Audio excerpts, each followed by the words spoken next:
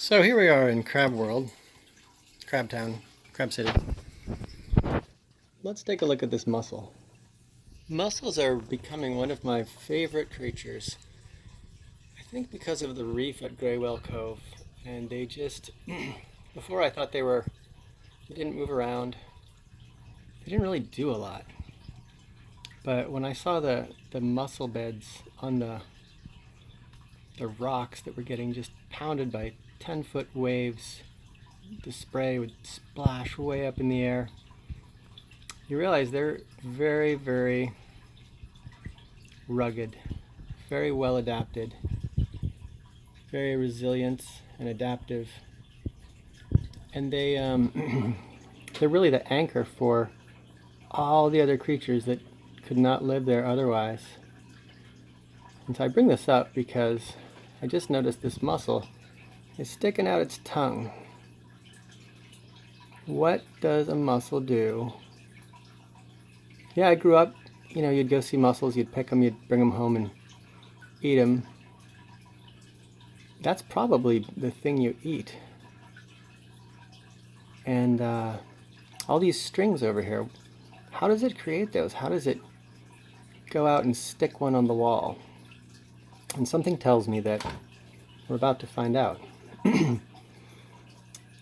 I'll see the mussels rocking back and forth. There'll be a solitary mussel on a rock, and I'll see it sort of rock.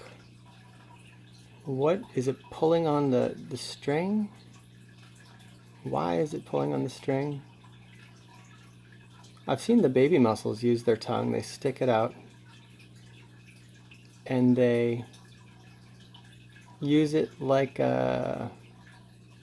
I don't know, maybe like an ice pick, and they climb up the wall by. It's like an inchworm that's kind of attached to them. They go stick it out and they pull themselves up. Stick it out, pull themselves up. So, and they travel. They cruise around like a snail would. So I imagine this mussel is maybe feeling like it's wiggling around too much, so it wants to attach some more of these extremely strong strings with some of its extremely effective underwater adhesive. I think humankind has been building adhesives, or creating adhesives for a long time. I guess the Neanderthals fabricated adhesives through some sort of distillation process. But we've had trouble with underwater adhesives. But you look at all these animals. Let's zoom out a little bit. This limpet has been around for a long time. Hitchhiked back here on one of our trips. And they all have their mechanism. They're all similar, but they have their own special way of doing things. Like the limpet is really just a snail with a different kind of shell. I guess it saves energy because it's only got half of the shell. Just sticks on. How does it stick on? How do you stick onto glass? That's a good question. I mean, you could. You got me. Who else do we have in here? We have. Alright, what are you doing with your tongue there? Focus. Zoom. I brought the sea anemones home from Montessori today. They were getting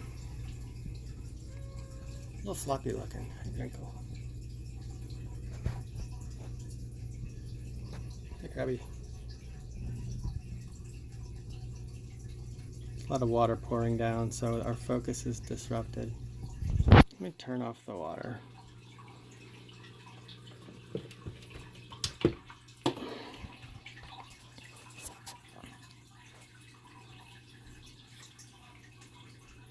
Well, I guess I didn't turn it off. I turned off the bubbles.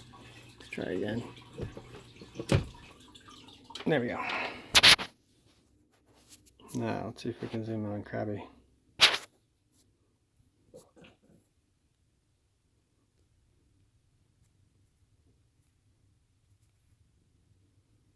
But yeah, what are you doing over there, Mussel?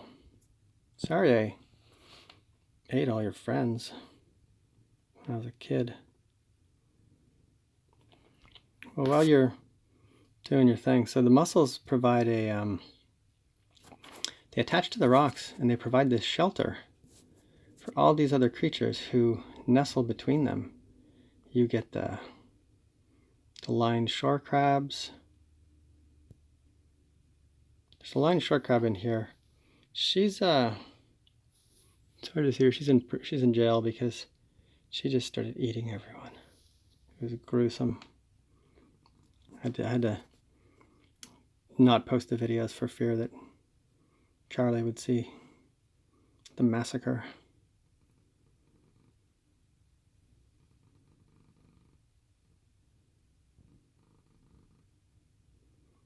But yeah, there's all these creatures that probably wouldn't do so well without all the crevices that the mussels provide. Otherwise, they just get battered by the waves. So in between all the mussels, you have this calm area where life thrives, and the crabs find food, the anemones find food. There's little limpets, there's barnacles, probably lots of little, oh, I just saw a little plankton there. Now what is this anemone doing? Yeah, so the anemones were getting floppy.